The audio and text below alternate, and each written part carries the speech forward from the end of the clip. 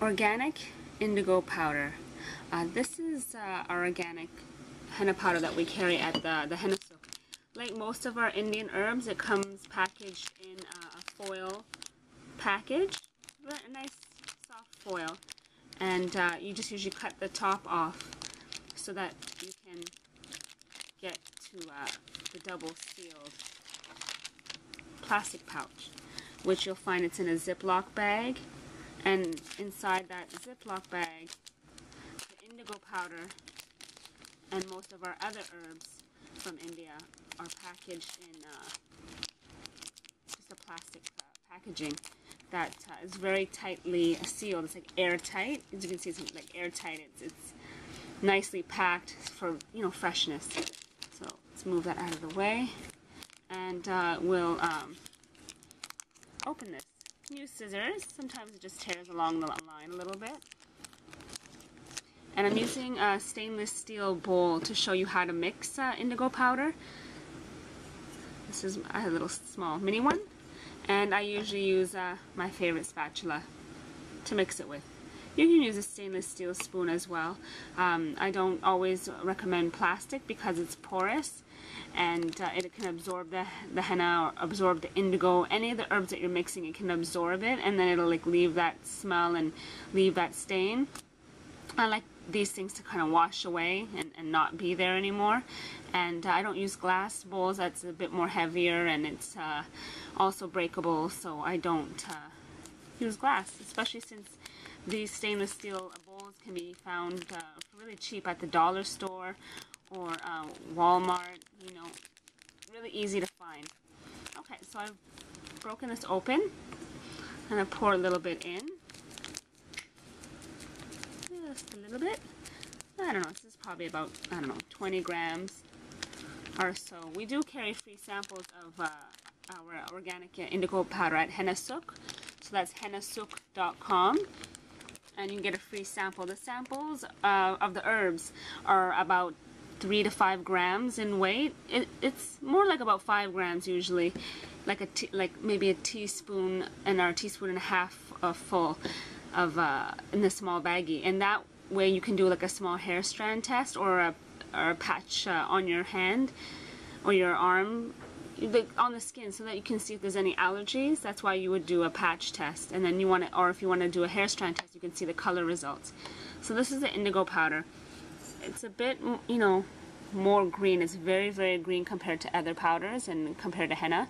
It also has its own distinct smell, kind of like frozen peas, and either you kind of like it or you don't like it. For me, it's not my favorite personally, the smell of it.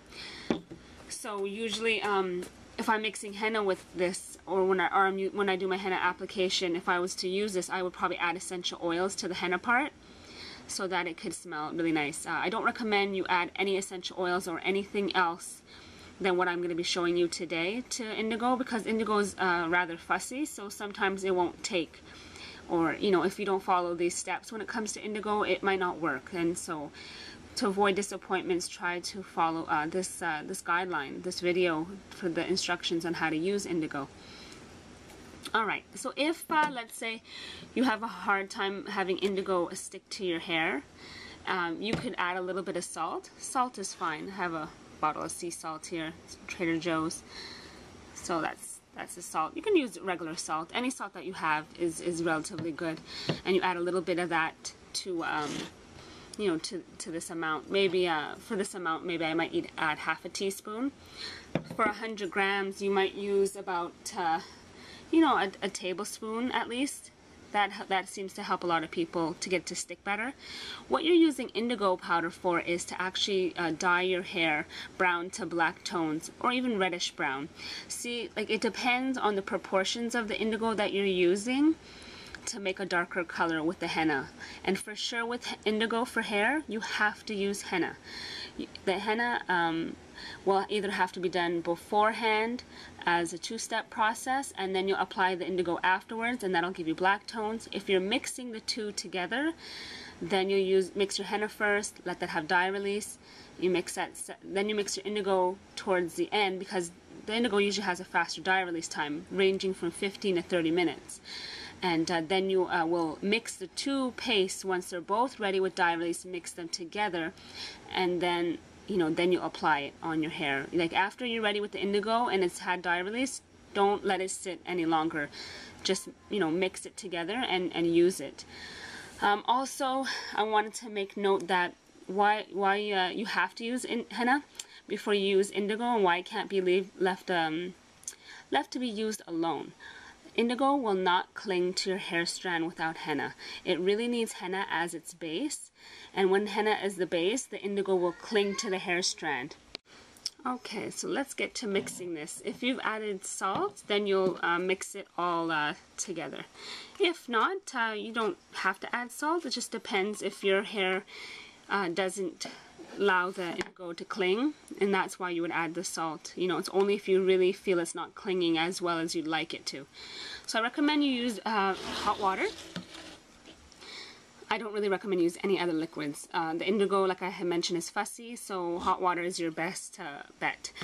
So add a bit of water. The other thing with indigo is it's runnier than henna powder and other herbs, so add a little bit of water at a time and actually just mix it up a little thick because it just tends to be runny. And you'll definitely notice a difference in smell compared to henna. See, this is enough. Look at that. It's already very runny. If it was henna or another herb or cassia, I probably would have been adding a lot more water. So at this point, I'm going to let it sit. I also want to show you how you can see the dye release. This gives you an idea of you being able to tell if it's good quality or not. If you ever get a box of indigo from anywhere else or the Indian shops, you want to see if the color is good.